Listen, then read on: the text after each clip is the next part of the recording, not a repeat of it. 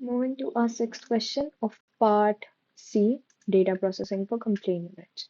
Sixth question is binning case severity scores. Scores are given as 5, 10, 11, 13, 15, 35, 50, 55 to 215. Partition into equal frequency bins, equal width bins, clustering based bins, and also explain implications for section mapping thresholds. So, question number 6, we are given the case, these all the values. अगर हमें equal frequency binning करनी है तो we will हम हमारे हिसाब से ये देखेंगे कि कौन सी वैल्यू कहाँ पे मतलब हमें equal binning दे सकती है.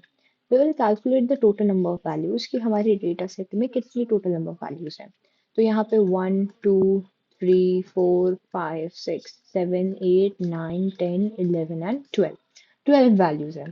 तो can I distribute these 12 into any sum equally? तो हाँ, मैं 4 में अगर एक बिन अगर मैं 4 वैल्यू का बनाती हूँ तो देर इज a possibility कि हम ऐसे इक्वल बिनिंग में पेयर अप कर सकें. सो हमने क्या कर दिया, 12 को डिवाइड बाय 3 कर दिया, यानी कि हमारे कितने टोटल बिन बनेंगे, 3 टोटल बिन बनेंगे और फिर हम उसे पेयर अप करेंगे.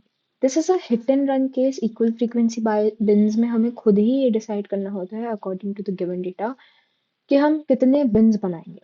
Then second comes the equal with bins. अब यहाँ पे क्या होना चाहिए, यहाँ पे हमारी जो विथ ऑफ अ बिन है वो इक्वल होनी चाहिए. तो इसके लिए हम क्या करते हैं, सबसे पहले मिनिमम वैल्यू फाइंड करते हैं, देन हम मैक्सिमम वैल्यू फाइंड करते हैं. मिनिमम वैल्यू 5 है, मैक्सिमम वैल्यू यहाँ पे 215 है. तो रेंज निकाल लेंगे हम, रेंज हो जाएगी 210. और अगर बिन की विथ निकाली जाए कि अगर हमारे टोटल बिन्स यहाँ पे 3 बने थे तो विथ निकाली जाए तो विथ आ जाएगी 70. 70 इसका मतलब हमारे पास पहली वैल्यू जो होगी वो 1 से 50 तक जाएगी, सॉरी 1 से या फिर 5 से 75 तक जाएगी, क्योंकि कितने वैल्यूज आनी चाहिए, 70 वैल्यूज आनी चाहिए. फिर बिन 2 में ये वैल्यू कितनी जाएगी, 75 से 145, इसके अंदर आ गई 92 वैल्यूज. और बिन 3 के अंदर ये आ जाएगी 145 टू 215, इसके अंदर आ गई वैल्यूज 210. तो इस तरीके से हम सबसे पहले रेंज निकाल के इक्वल विथ बिन्स डिस्ट्रीब्यूट करेंगे. Then comes the clustering based bins. Clustering में हम बेसिकली एक वैल्यू लेते हैं के और इसे हम क्लस्टर अप करते हैं, यानी कि हमारे बिन्स को हम एक क्लस्टर में फॉर्म करते हैं. तो यहाँ पे के को हमने 3 क्लस्टर्स में डिवाइड किया है, विजुअल ग्रुपिंग. तो फर्स्ट ग्रुप में 1, 2, 3, 4, 5 वैल्यूज आई. सेकेंड ग्रुप में 1, 2, 3, 4 again 5 values I. And last group में 2 वैल्यूज आई. सो अप्रोक्सीमेट के बिन्स क्लस्टर वन करके इसका मीन निकाल लिया, फिर क्लस्टर 2 इसका मीन निकाल लिया एंड क्लस्टर 3 इस वैल्यू का मीन निकाल लिया.